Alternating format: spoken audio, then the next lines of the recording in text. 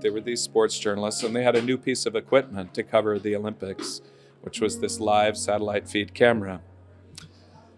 And it was never intended that this camera, I don't think anyone created that camera imagining it to cover a hostage crisis. And they turned it onto this crisis. And now it's something we're all very familiar with. Having a common story of this happened, and this happened, and this happened, from which we can have different points of view, is essential. Marianne Gebhardt is a character. She's an amalgamation of several people they came across in their research. Tim Vierbaum, my director, and Moritz Binder, the writer. So she didn't actually exist. What I love about the way they wrote this character is that is actually the woman that gets to go and do all the work, because that's usually how it is when we don't see it. So I like that they paid tribute to that. But yeah, it was fun. I got to drive in a car from 1972. I was a bit nervous about that because I had not driven a car in a couple of years, but everything worked out. It was a lovely together ensemble feeling, which credit to the actors and credit to the director and casting director, and just a really unusually, I don't know what you say, friendly group of actors that, stuck in a room like that, it's kind of sink or swim. It's got to be like that, or it's going to be really unpleasant. So it was just, especially with the material, the heavy story. So just a joy to do. Real privilege. Feel very lucky to be part of this. In our story is entirely told from the perspective of the ABC sports broadcasters that had to make the switch from reporting on the Olympics to reporting on that crisis during that tragic day in Munich. We had a conversation with the real Jeffrey Mason, the character that John Magaro played, and we interviewed him on that day and what they went through, and all of that, listening to his stories and what he told us, what they went through, and what challenges they faced when they were making that sports from that switch from sports to that crisis reporting. That seemed a really interesting premise for a movie to us. Well, if we're making the story about these guys trying to get the story in an accurate way, we have to do it in as accurate a way as actors. Also, it's being intercut with documentary footage, so we kind of have to look like we're in the same world. So, a lot of that equipment works in that room, all that analog equipment. We're hitting the controls that you should be hitting.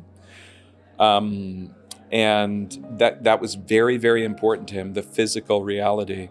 The room is the size the room was, even though it would be easier if we made it bigger to film in.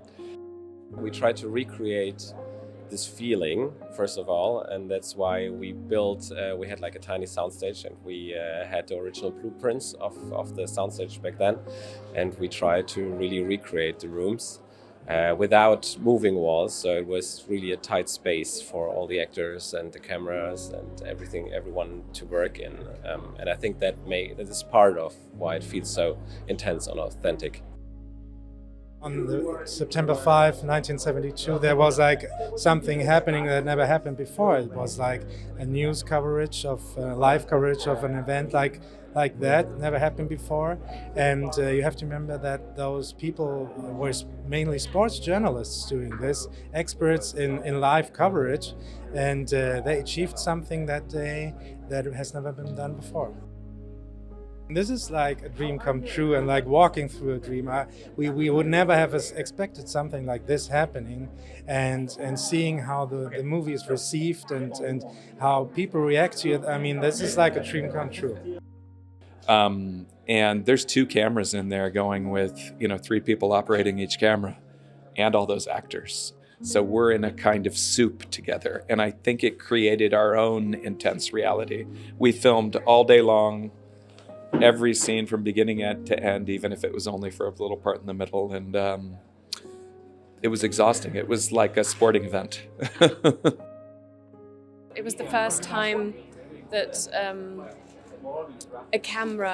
a live camera was pointed at a tragic event unfolding as opposed to sports, and I think that has a lot to do with the way we consume news these days. As an audience, we are in the room with these sports journalists who all of a sudden have to make decisions on how to report on news. Yeah, it's a fun challenge. The interesting thing about Munich 72, maybe compared to a classical newsroom drama, or what is very specific about that case, is that it wasn't a group of journalists that were experienced or trained to report on a tragic situation like this. It was, as I said, like a bunch of sports people. And in a way, they had an almost innocent view on these questions that you get confronted with when you report on a crisis, like there's these ethical questions. And this is what we are exploring, and we hope that for today's audience, especially for today's audience, like today everybody has a camera and a TV in their pocket, it would be interesting to take a step back and see how a little bit more than 50 years ago a situation like this was on live television for the first time, because it was actually also the first Olympics that was globally broadcast live. To make it a thriller, like to really get the feeling, you know, of the people that were just, they had to deal with something like this for the first time basically, and they didn't know what they will end up with, and they didn't know really what they're doing, and they really tried their best. And so we wanted to, you know, make the audience feel that adrenaline and this rush that they are going through.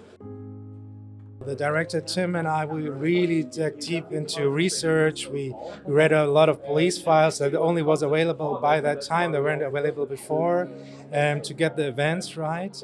And we read a lot of books like biographies by Ruan Arledge and Jim McKay, and a lot of like scientific books about that event. And then we had like this main source, Jeffrey Mason, the real Jeffrey Mason.